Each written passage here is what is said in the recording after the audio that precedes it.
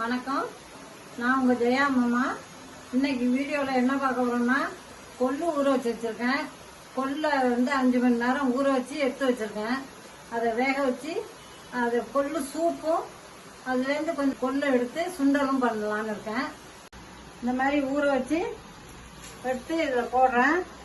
அந்த ஊற வச்ச தண்ணியிலே வேக வைக்கலாம். நல்ல தண்ணி தான் ஊற்றி நல்லா கழுவிட்டு ஊற வச்சுருந்தேன். அதே தண்ணியை வச்சு வேக வைக்கலாம். கல் உப்பு கொஞ்சம் போட்டு வேக வைக்க போறேன். நல்லா ஊறி இருக்கிறதுனால ஒரு 3 விசில் விடுறேன்.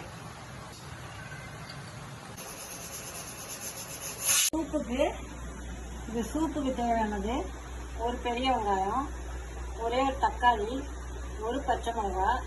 பச்சை மிளகாய் போடும்போது உடைச்சிட்டு போடணும், இல்லைன்னா வெடிக்கும். ஒரு 6 பல்லு பூண்டு கொண்டு வச்சுருக்கேன். ஒரு பிஞ்சு ஜீரகம் போடுறேன். இப்போ ஆறி இருக்கு, ஓப்பன் பண்ணுறேன். நல்லா வெந்திருக்கு. இப்போ வடிகட்டிக்கலாம். சூப்புக்காக கொஞ்சம் எடுத்து வச்சுருக்கேன். அடிச்சுக்கலாம். சுண்டல் தாளிக்க போகிறேன். 1/2 ஸ்பூன் வெண்ணெய் போடுறேன்.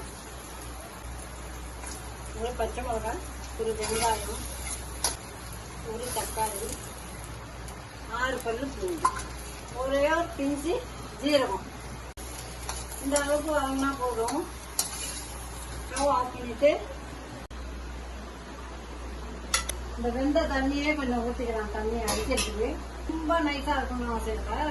இந்த அளவுக்கு மசஞ்சா போதும். இந்த கொள்ளு வேக வச்ச தண்ணியிலே போடுறேன். இதுலயே இதையும் அடிச்சு போட்டுடலாம். அடிச்சாச்சு. இதையும் அதில் போட்டுடலாம். பெருங்காயத்தூள் கொஞ்சம் போடுறேன். முழுசு வெந்த கொள்ளு எடுத்து வச்சிருக்கேன். அதை கொஞ்சம் போடுறேன். வாயில போட்டா கடிப்பொடி சாப்பிட்டு வருது. பொடி வந்தோம்னா ஸ்டவ் ஆஃப் பண்ணிடலாம். இது உடம்புக்கு ரொம்ப நல்லது. வெயிட் கம்மி பண்ணணும்னு நினைக்கிறவங்க கொள்ளு சூப்பு சாப்பிடலாம், கொள்ளு சுண்டல் சாப்பிடலாம். உங்களுக்கு நீர் கொஞ்சம் இருந்துச்சுன்னா இந்த சூப்பு குடிச்சா சளி முடிஞ்சு நல்லாயிடும். கொள்ளு சுண்டல் தாளிக்க போறேன். அதுக்கு கொஞ்சம் நல்லெண்ணெய் போடுறேன்.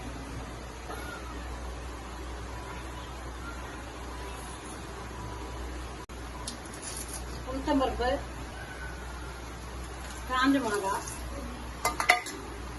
கருவேப்பிலை,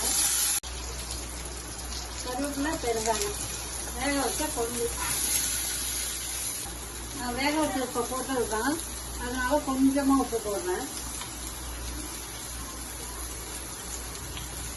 தேங்காய் பூ போடுறேன்.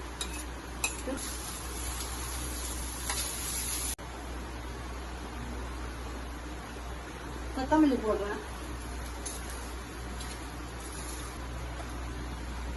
கொஞ்சம் மிளகு தூள் போடுறேன்.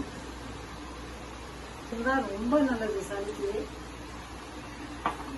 உப்பு தேவையா இருந்தா தேவையானவங்க போட்டுக்கலாம். இப்போ நான் போட்டுக்கிறது கரெக்டாக இருக்கும்னு நினைக்கிறேன். சுண்டல் கொள்ளு சூப் ரெடி. இது சாப்பிட்டு பாருங்க. சாப்பிட்டு பார்த்துட்டு உங்களுக்கு பிடிச்சிருந்தா லைக் பண்ணி ஷேர் பண்ணுங்க, கமெண்ட் பண்ணுங்க. நன்றி, வணக்கம்.